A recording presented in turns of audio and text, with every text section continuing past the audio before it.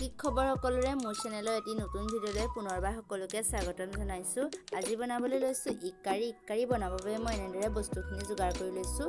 আহকচোন তেনেহ'লে আজি ভিডিঅ'টো আৰম্ভ কৰোঁ। যদিহে মোৰ চেনেলটোত কোনোবা নতুন হ'লে প্লিজ চেনেলটো ছাবস্ক্ৰাইব কৰি দিব আৰু ভিডিঅ'বোৰ চাই কেনেকুৱা পায় এটা কমেণ্ট কৰি জনাব।